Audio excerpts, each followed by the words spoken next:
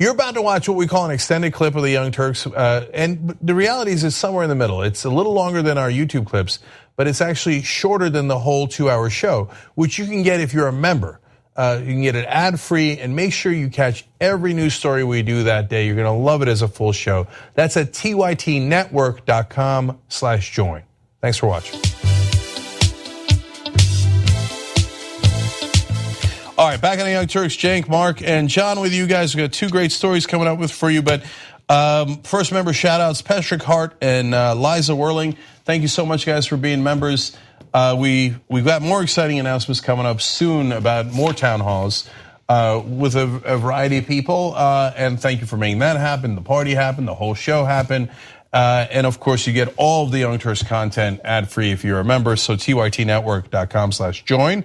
And one tweet for you guys, don't you see I'm loco, says, if you raise the minimum wage, people buy more. With the increased demand, businesses need to hire, duh. And so that is in essence. Absolutely right. That's complicated. You're using too many big words. So you just synthesized in like a quarter of a tweet with the word duh included what 137 studies have said. Yeah, yes. They really wasted a lot of time. Yeah, should have just done that. They should have just asked, don't you see I'm loco? Don't you see I'm loco? The real truth. All right, what's next, John? Okay, got some stuff for you. This week in Montana, a man in the state's labor department decided to take a stand against ICE when an interesting situation arose. So his name is Jordan Deardahl Roberts, legal secretary with that department since 2011.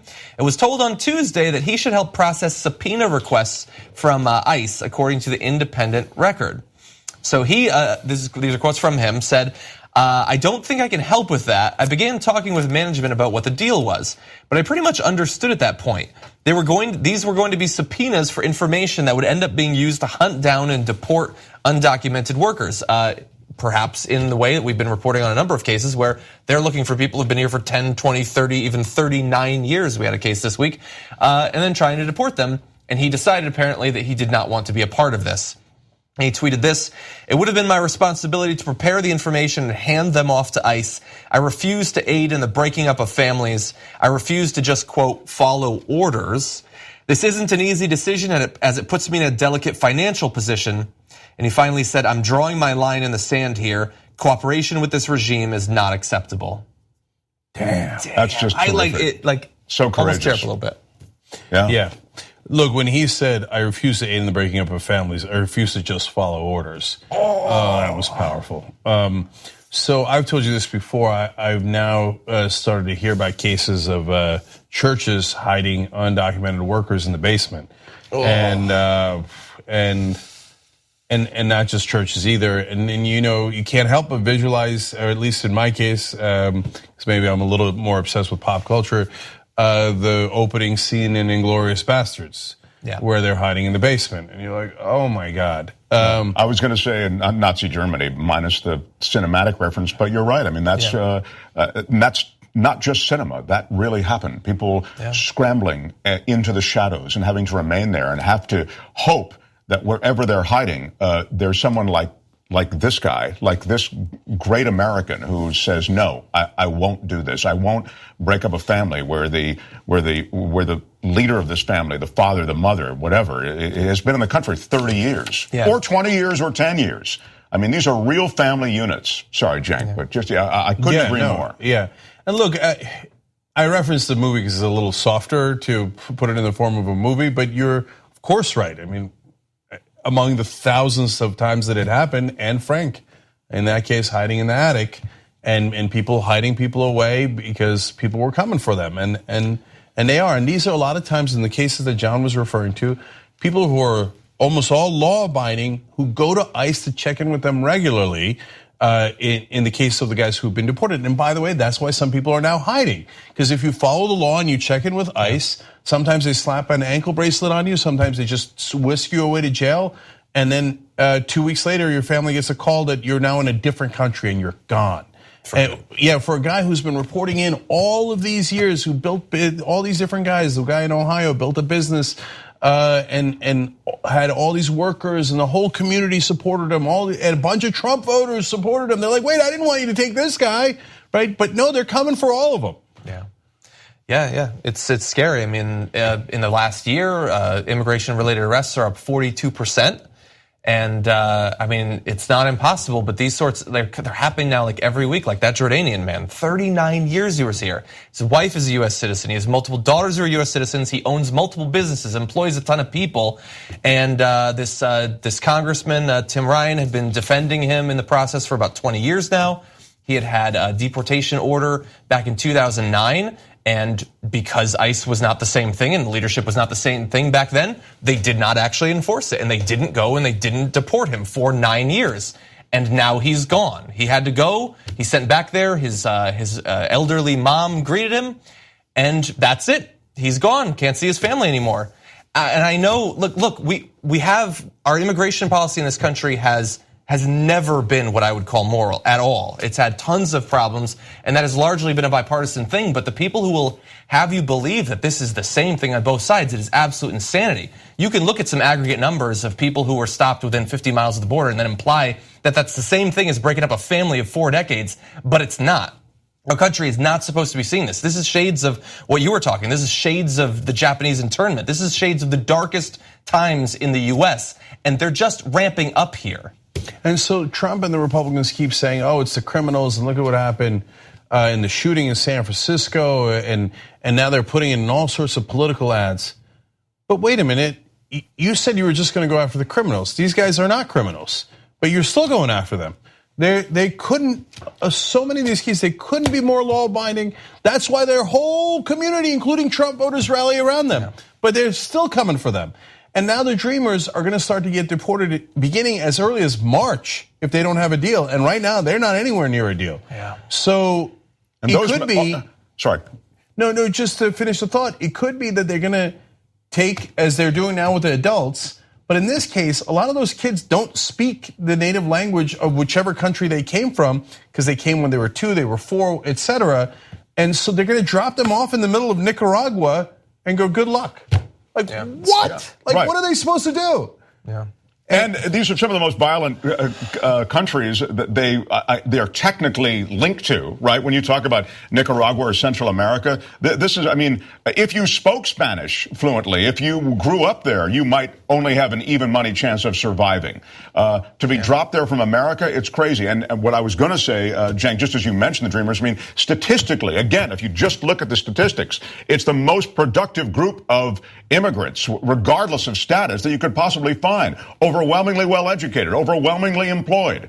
It is a violation of what he was saying and what the banner they're flying, which is only going to go after criminals. You always hear about MS-13. That's his big thing. I mean, they dredge up these arguments about criminality, and then they go after people who are not criminals, law-abiding people who've built families here over decades, as John was saying, and it just shows the utter bankruptcy of this entire immigration and how immigration deal. And flawed though our immigration policy may be in this country, it's never been as high profile and jackbooted as it is now. Yeah. And by the way, so you know the real facts, studies show that undocumented immigrants commit crime at half the rate of American citizens. So American citizens, unfortunately, commit crimes at twice the rate of people who are undocumented, but we're not kicking ourselves out, logically so. And we shouldn't kick them out either. Last tweet from Jordan Roberts here.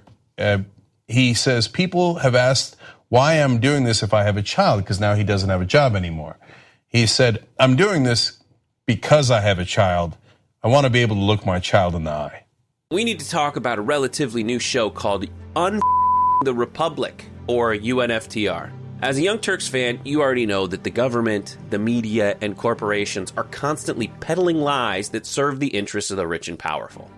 But now there's a podcast dedicated to unraveling those lies, debunking the conventional wisdom. In each episode of the Republic, or UNFTR, the host delves into a different historical episode or topic that's generally misunderstood or purposely obfuscated by the so-called powers that be, featuring in-depth research, razor-sharp commentary, and just the right amount of vulgarity. The UNFTR podcast takes a sledgehammer to what you thought you knew about some of the nation's most sacred historical cows. But don't just take my word for it. The New York Times described UNFTR as consistently compelling and educational, aiming to challenge conventional wisdom and upend the historical narratives that were taught in school. For as the great philosopher Yoda once put it, "You must unlearn what you have learned." And that's true whether you're in Jedi training or you're uprooting and exposing all the propaganda and disinformation you've been fed over the course of your lifetime. So search for UNFDR in your podcast app today and get ready to get informed, angered, and entertained all at the same time.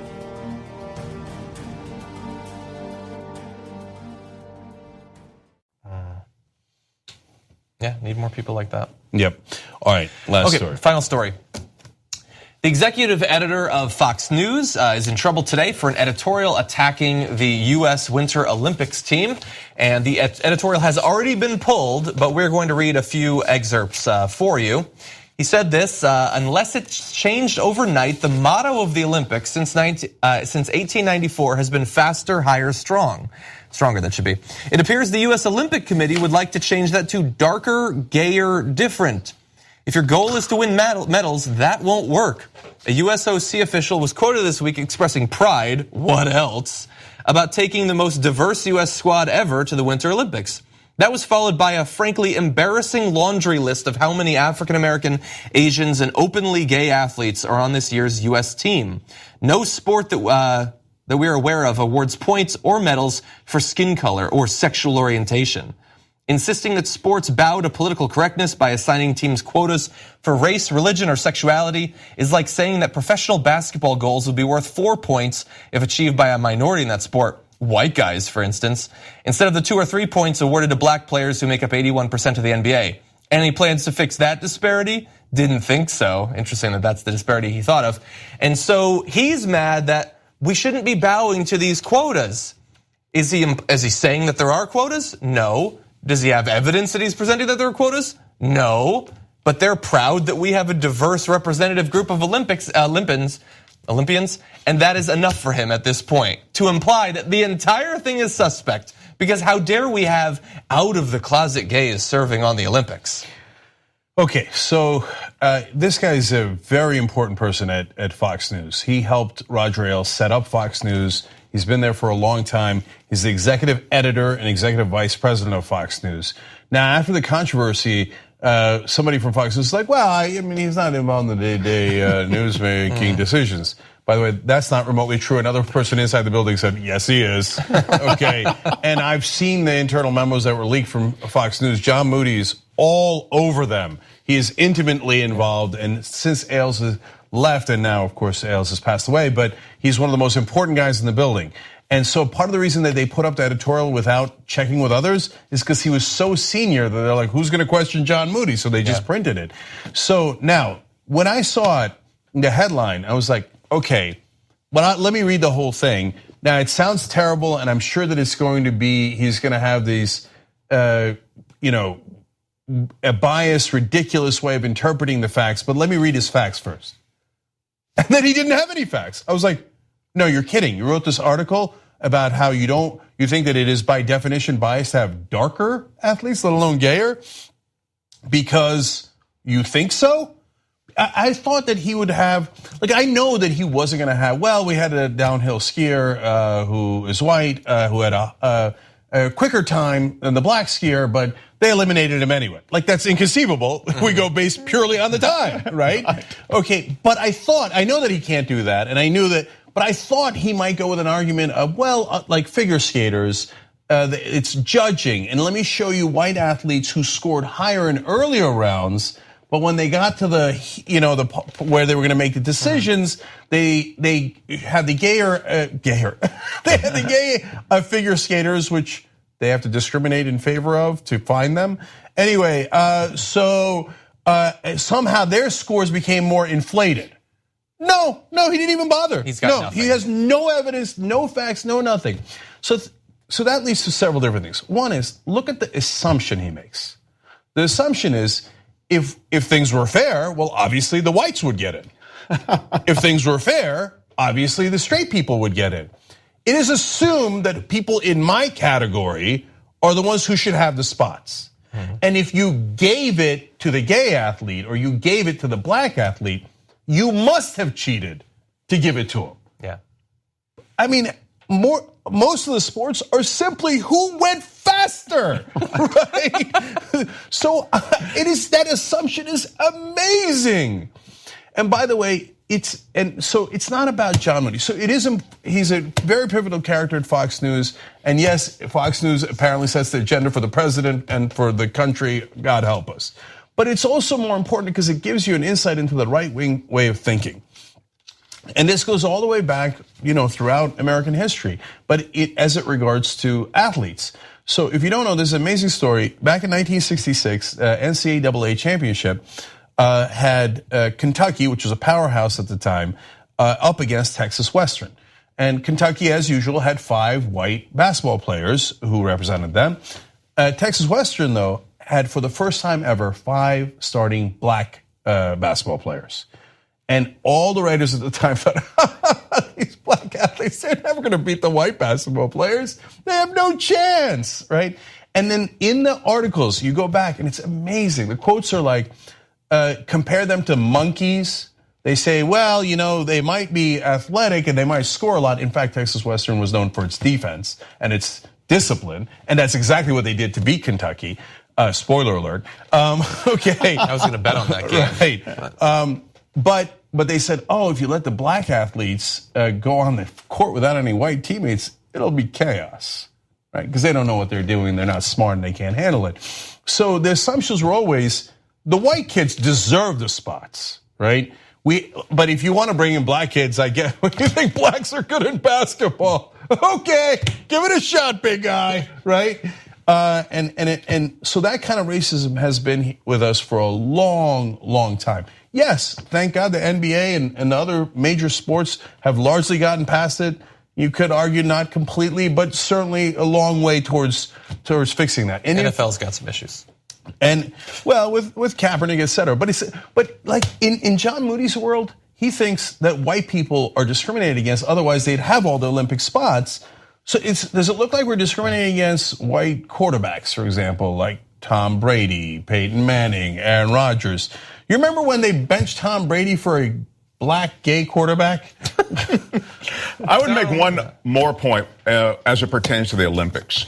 To become an Olympic athlete, you have to sacrifice so much of your life. You have to achieve at such a high level. No one's giving you a break for race or orientation of any kind. In fact, you may have to swim upstream against a lot of prejudices of the sort that Cenk's been mentioning. I mean, you can think about back in Major League Baseball to Jackie Robinson and Hank Aaron, these guys, just to participate in the sport of baseball, Jackie Robinson had to make it through this gauntlet of racism. And to break the home run record, Hank Aaron, who was obviously a black ball player who broke the home run record. He had death threats against him and all those. So you're having to achieve, is my point, through this headwind of racism and all the other sorts of prejudice that kick in when you're gay, et cetera. And then you're going to become an Olympic athlete. As Cenk says, most of it's done on time and basic performance that is quite measurable.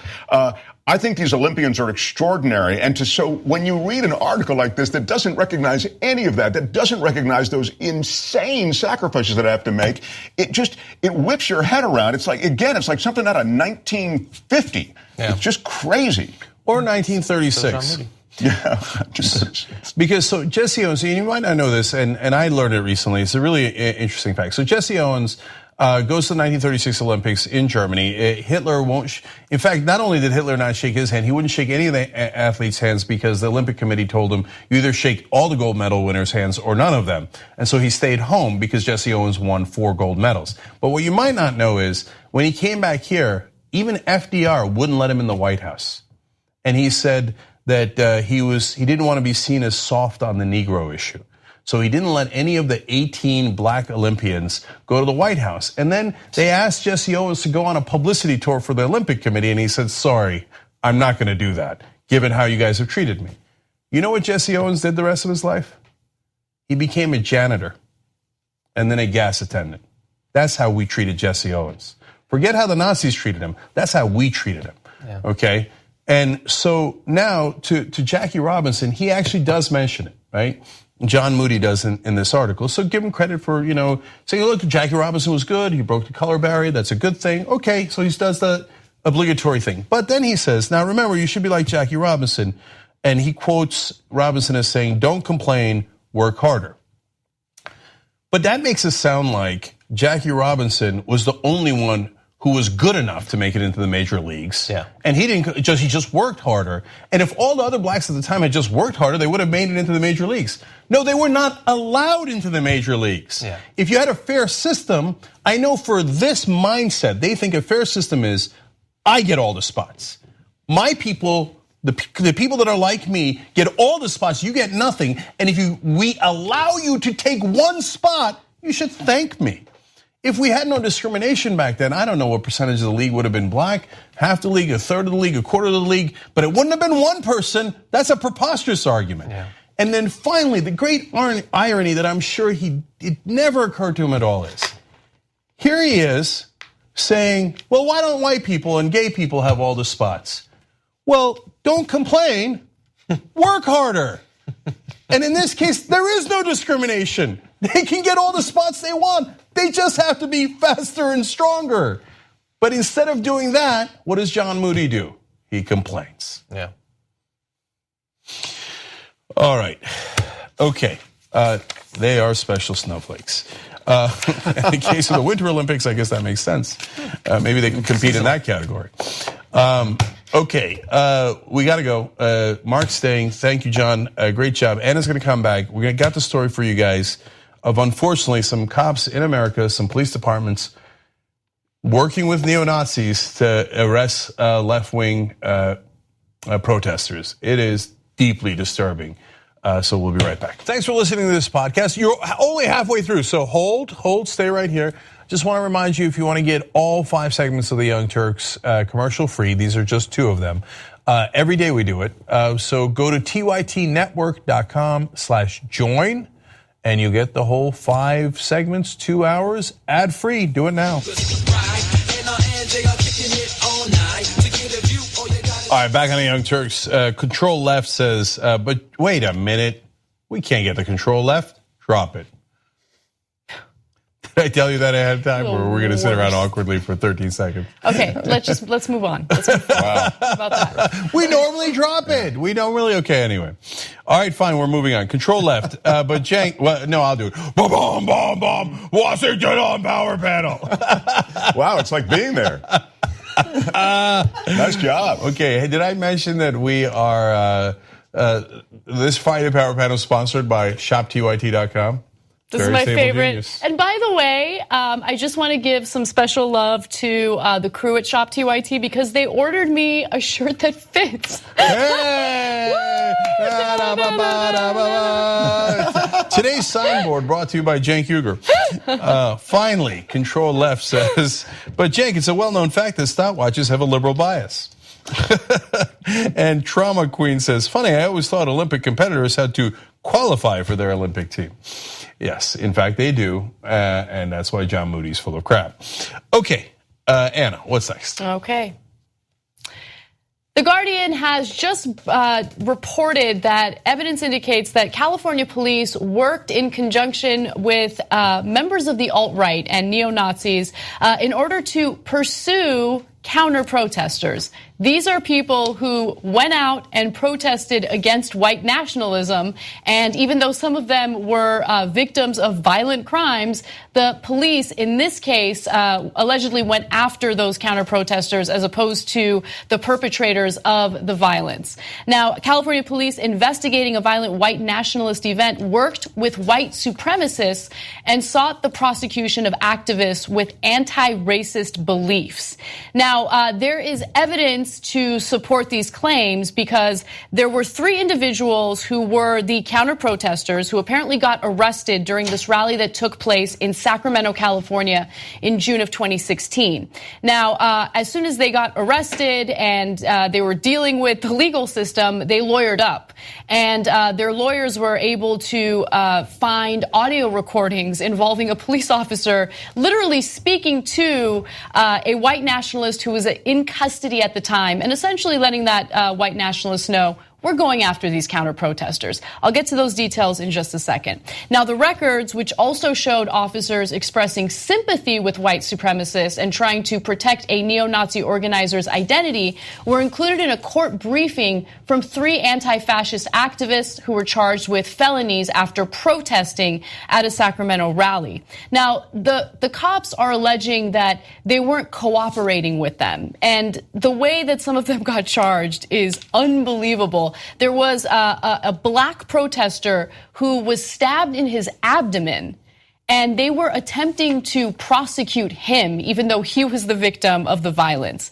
Steve Grippy, Chief Deputy District Attorney prosecuting the case in Sacramento, denied the claims, noting that his office had filed charges against one member of the Traditionalist Workers' Party, or TWP, the neo-Nazi group that organized this particular rally.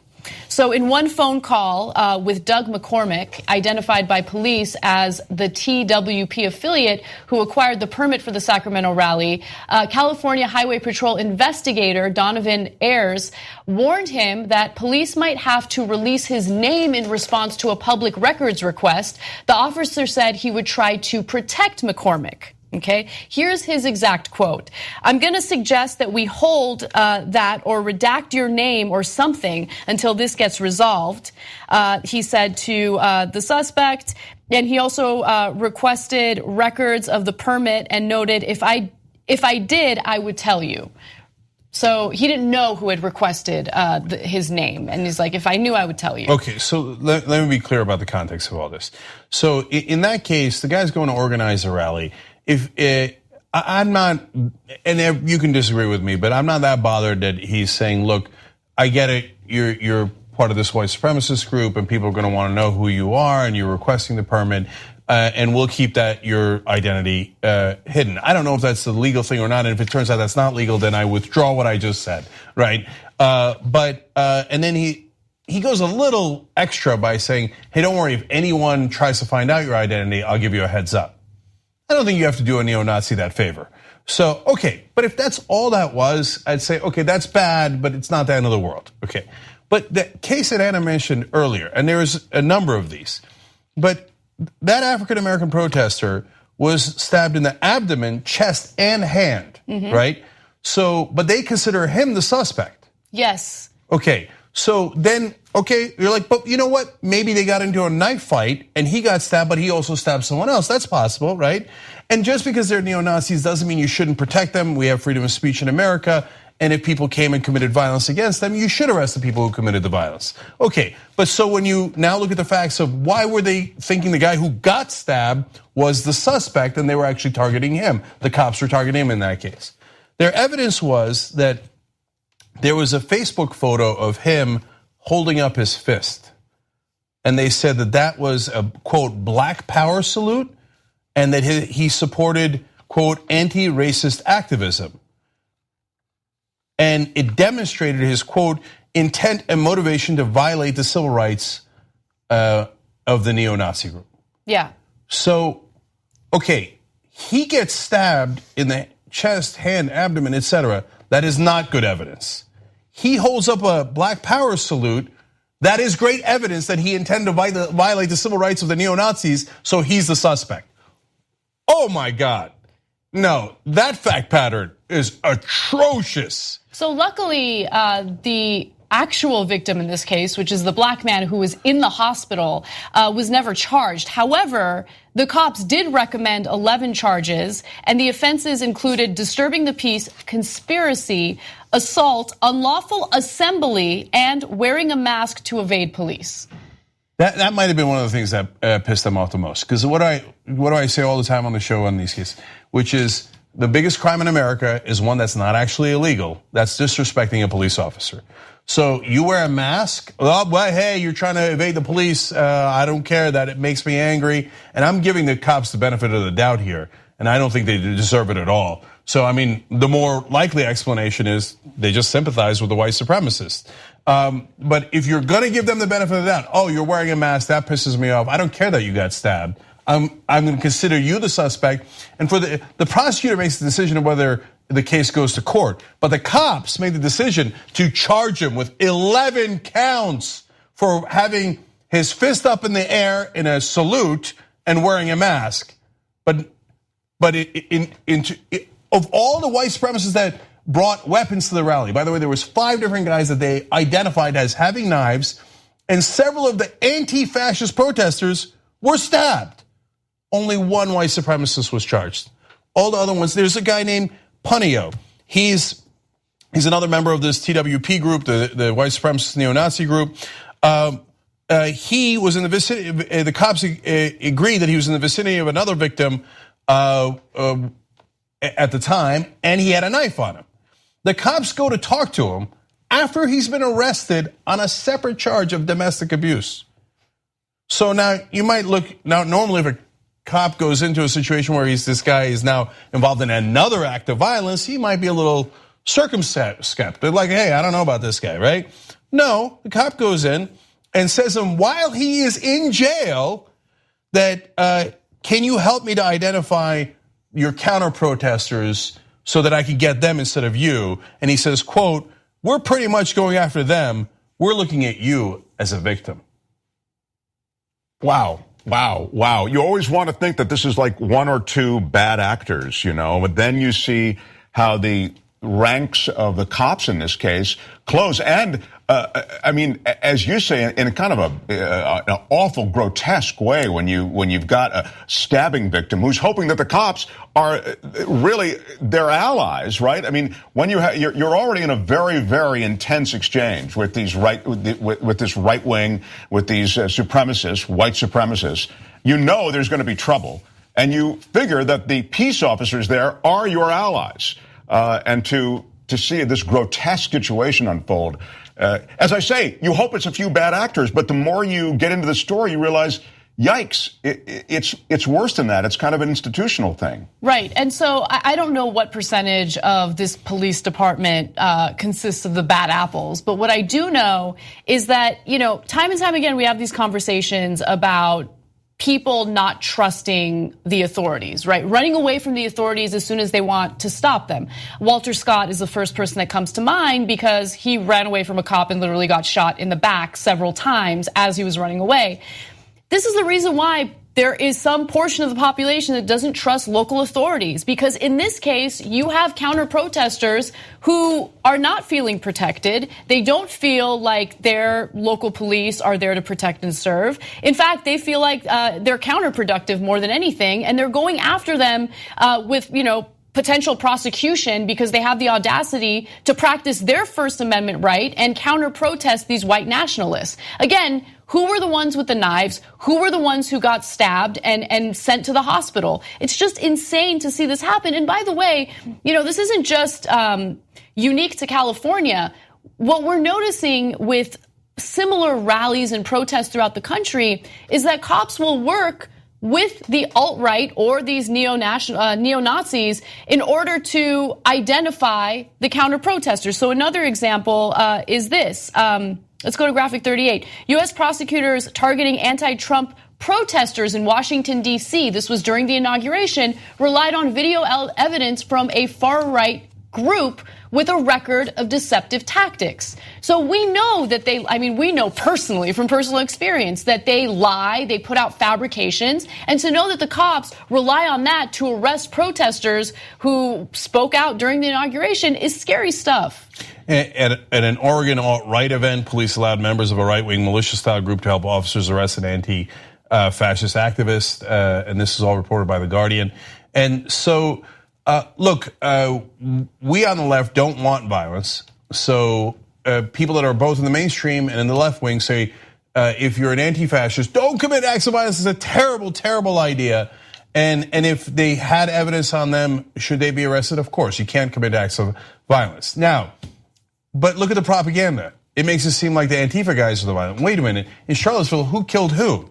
It was the neo-Nazi guy who killed the anti-fascist, anti-racist protester and injured dozens more. So, and in this case, here's another case. Yvette Falarca in the same protest that we've been talking about here. She's a Berkeley teacher and an anti-fascist organizer. She was stabbed and bludgeoned in the head, and they went after her as the suspect. I mean, but why would you make that assumption? What a bizarre assumption. If I was a cop and somebody comes to me and you're bleeding and you've got a thing, a knot on your head, I go, oh, what have you been up to? And to me, like the clincher was the thing I read to you before, that their so-called evidence was, oh, he did a Black Power salute. Right. Even though he's been stabbed over and over again, we're gonna go after him. So, but the right wing puts out the propaganda that Antifa is the violent ones. And in this protest, they put out the propaganda that Antifa was the right-wing ones. And now, unfortunately, aided and abetted by some of the cops there. So that what do you hear? You hear the guys who got stabbed were the violent ones. Yeah, and if you look at the neo-Nazi propaganda and you look at the philosophy underlying the neo-Nazi movement, it's a violent philosophy. So when you put that up against the Antifa movement, which is really, and again, I understand I'm biased against neo-Nazis, sorry, but I mean, even on just the merits, you know that you have essentially an unarmed group, or certainly a far less committed to violence type group on the left than you do on the neo-Nazi right. And so if you were just going in and working on a presumption, I would presume that the violence will come out of the neo-Nazis. They're the ones, as it turns out, who are armed in overwhelming numbers versus the Antifas. So again, just objectively looking at this before the game begins, you have to know that the violence is likely to come from there. And then to the basic point, violence is unfortunately a likely result. You always feel good when these things settle out, and there hasn't been any. And that's why the cops and their neutrality is so very important. Mm-hmm. And so to think that they aren't, at the end of the day, in neutral in any way, again, it's profoundly disappointing. Yeah, and we're having these insane conversations in America now about like, well, I mean, there are very good people on both sides. No, look, if you're a neo-Nazi, you signed up to be associated with Nazis after they murdered 13 million people. That's right. Like that you thought, oh, that's a good thing. I'll sign up for that group, right? So, like to Mark's point, your political philosophy is predicated on enormous violence, a history of the worst violence the world has ever seen. So if the cops were to make any assumption, it would be a fair assumption to say that, hey, we should be careful about those guys because they signed up for a group that has historically lived and breathed violence. But we're not asking to make the cops to make assumptions. All we're asking them for is to be neutral and actually judge the facts. And instead, they make the assumption that the Black Power salute is so dangerous that even if they got stabbed, that they're the suspect and not the neo-Nazi who signed up to be a Nazi. Right. And who had knives. I mean, that's crazy. We go out of our way to try to present both sides because we want to be fair. And yeah, I'm sure the prosecutors and the cops will have their side and say, hey, some of the neo-Nazi protesters were also disturbed or, bothered, or, after the knife fight began, some of them also got hurt. So you should hear them out. But their explanations so far have been horrific. Let's talk about the opioid epidemic and what the Trump administration is failing at when it comes to helping solve this problem. Kellyanne Conway has been assigned a very important job here in the US. She is now part of the so-called opioid cabinet. In fact, she holds these opioid cabinet meetings in order to find solutions for the opioid epidemic here in the United States. Now, unfortunately, her strategies so far, or her ideas so far, don't really lead to any true solution. Let me give you the details. She has taken control of the opioids agenda, quietly freezing out drug policy professionals and relying instead on political staff to address a lethal crisis that claims about 175 lives a day. So what is her solution? What is she pushing for? Call for a border wall and to promise a just say no campaign. Preposterous.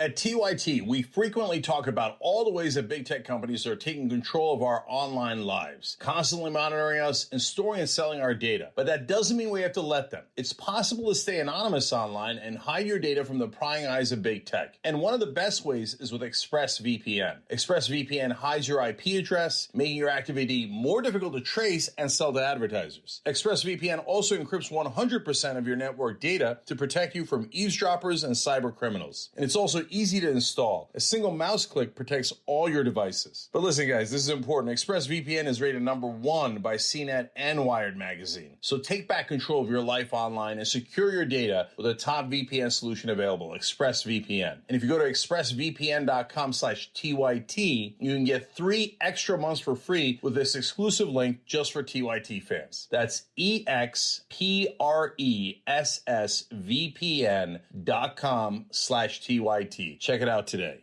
Because they believe that the opioid crisis is something that has been imported from Mexico, not a problem that has originated here in the United States from the overprescription of painkillers.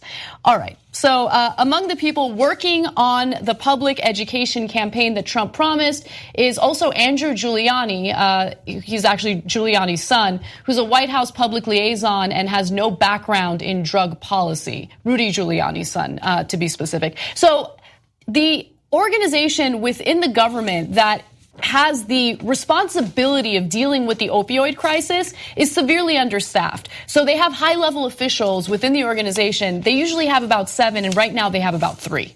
Okay? And so that's a little bit of an issue. And another thing to keep in mind is that Kellyanne Conway has no background in dealing with this. Her career has been in polling and politics, not public health, substance abuse, or law enforcement, which is why she's not coming up with any real solutions. And she hasn't even expressed any general interest in this. In other words, there's nothing in her history that would suggest that she even has an appetite for learning about this and suggesting solutions. And of course, as Anna says, they've frozen out the people who really have a sense of how to shape and craft drug policy and what this issue is all about. So I think this is another example of them politicizing something, which, and I understand everything gets politicized, but she is a political hack, and she's going to turn this into a political hack job. She's already doing it. And I'll tell you why. The most interesting part is why they're doing this. But first, let me give you even more overwhelming evidence about how little they care. So to Mark's point and Anna's point about, hey, where are the actual experts? They actually exist. Rich Baum is the office's acting director. So that's what is colloquially known as the drug czar office within the executive branch. And he's served in office for decades and is an expert on this issue. He is not invited to cabinet meetings where they discuss this issue. So the expert is uninvited. Kellyanne Conway goes instead. Now, one of the top political appointees until recently was a 24-year-old with absolutely no experience. And then it was revealed that he had lied all over his resume, and then he stepped down. And he went into the office when he was 23. His only other experience was working on the Trump campaign. So filled with these political novices that have no expertise whatsoever. But we're not the only ones saying this. Republican Senator Shelley Moore Capito from West Virginia says, I haven't talked to Kellyanne at all, and I'm from the worst state for this. So she's like, it's killing West Virginia. And if she's in charge, how come I haven't talked to her for 1 second? What the hell's going on here? How come we're not getting any help? And then one last one. When asked, hey, who's in charge here and who are the experts? They said, well, Nina Schaefer was here until recently. She's now at the Heritage Foundation, but she managed, quote, the development of the HHS response to the opioid abuse crisis. Well, okay. She's at Health and Human Services. She managed the opioid response. So they asked her about it, and through a spokesperson at Heritage Foundation, they explained she's not an expert on the topic. So the one person you referred to as the expert, even she says, I don't know, I'm not an expert on the topic at all. I got a different job. Okay, so why? Why on God's green earth would you do this? I mean, you campaigned on it. There's a lot of your voters who have been hit really hard by the opioid crisis. I know Trump only cares about his voters, but even if you just look at Trump voters, I mean, they've been hit really, really hard. He won West Virginia by an overwhelming amount. Why not help West Virginia? Because if you went to the actual source of the problem, it's pharmaceutical companies. You want to know who the number one lobbyists in America are? For which industry? It's not oil, it's not banking, it's pharmaceutical companies. So they are the top donors in the country. So that's why if you got this problem and you said you'd do something about it, you don't want to touch those guys. They pay your bills. So what do you do instead? The wall, the border. That's the Mexicans are bringing in all the OxyContin. No, but what you buy it here? Why do Mexicans would have nothing to do with OxyContin, right? And just say no. You know what just say no means? I'm not going to address the problem. Right, okay? Exactly. And by the way, I actually think, it's a smart political strategy. It's a terrible thing to do for the American people, obviously, but it's a smart political strategy because, first of all, Trump's base, the voters that have been hit hardest when it comes to this opioid epidemic, they will stand by Trump no matter what. All they need is for him to stand at a podium, give them the real talk. They think he's so real and authentic, and tell them, I'm taking care of you. I'm taking care of you. Everything's going to be great. Let me go ahead and distract you by the others. Let me go ahead and distract you by the Mexicans. Oh, we got to talk about the border wall. So as long as he keeps touting this border wall, and as long as he keeps distracting them with hatred toward foreigners, right, they'll be happy. They'll be happy. As long as he keeps blaming others. I think Anna is absolutely right. I mean, it's funny because you're thinking, well, Cenk's making so much sense. He talks about West Virginia, and then Anna's exactly right. Here's how you take care of the West Virginia. You feed them a cookie full of, hey, those brown people coming over here, they're the biggest problem with this country. And there's a bigger problem with this administration, and we've seen it from the very start. You have a bunch of people who've never done anything. Most of them have never administered much of anything at all, and they're all running huge, complex government agencies in charge of very important policy, like an epidemic of this sort that is killing people in this country. I think of Rick Perry, who's over there at Energy. He doesn't know what the hell he's doing, right? He couldn't find his butt with both hands. And this administration is filled with people like that. And they're running important agencies and handling important policy. Yeah, so let me disagree with you guys in part, because I hear you guys, for people who don't have family members involved in the opioid crisis, easy enough. A wall, the Mexicans did it. Oh, okay, yeah, charge, right?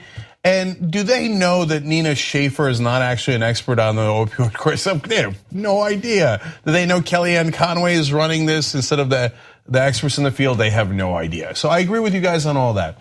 But the one thing is, for the people who have been affected by the opioid crisis, and I'm reminded of the dad who went around supporting Trump and played the guitar at a lot of his rallies, and he was so excited that Trump was going to help, and then come to find out that Trump's not helping at all. In fact, this office that's within the executive branch, Trump's going to cut its budget by 95%. I mean, they're pretty brazen about it. So, and that was even before the 95% cut. That dad came out and he's like, it doesn't look like he's doing anything. I'm starting to worry. So if you had a family member who suffered through this, you know it wasn't the Mexicans. You know that they have pill mills all over West Virginia. You know that it was started with the pharmaceutical companies and the OxyContins and the other drugs. And you know that, first of all, those drugs are killing half the people alone before they even go to heroin. And you know that those are the drugs that are leading to heroin and the real gateway drugs, because you lived it. Whether it was your son or your daughter or your dad or your grandma, because it's now all the different generations, because people going to the hospital, they get a trouble with their back, they just get hooked on the painkillers. So it ain't the Mexicans. So I think when it gets to the people actually affected, I think there is a limit to how much they can trick them. I think you give them way too much. I think, yes, there's some portion, especially the gentleman that you just mentioned, that get it, right? But this is also the same demographic that has experienced, so-called trickle-down economics, and they're still supporting it. They've already experienced what it's done to their wages, what it's done to their lives, and they still support that ideology. I don't know. I feel like there's some portion, a significant portion of Trump's base that will stand by him and believe anything he has to say. He was right. He could literally murder someone on Fifth Avenue and they'd still support him. I have to sign on to that too, Cenk. I mean, although I understand what you're saying, I think that there is merit to it. I just think that the general point of sort of identifying politically with Trump and your personal identification, especially now in this most divisive time, I just think they have a death grip on this cult of personality, which is Donald Trump, and they're not going to let go. ironically, they're addicted to Trump and they can't kick it. Yeah. Okay, we got to take a quick break here. When we come back, an issue that might have at least me not necessarily on the progressive side, and it's a doozy and it's pretty controversial. So buckle up, brace for impact. We'll be right back. Thanks for watching what I hope was a lovely edition of the Young Turks. Now, you know that is 2 of the 5 segments that we do because that's free. We want to have you support independent media and come watch the whole show that we do every day. That's 5 segments overall, no ads at all. That's at tytnetwork.com/join. Come become a member. Thanks for watching either way. Thanks for listening to the full episode of The Young Turks. Support our work, listen ad-free, access members-only bonus content, and more by subscribing to Apple Podcasts at apple.co/TYT. I'm your host, Cenk, and I'll see you soon.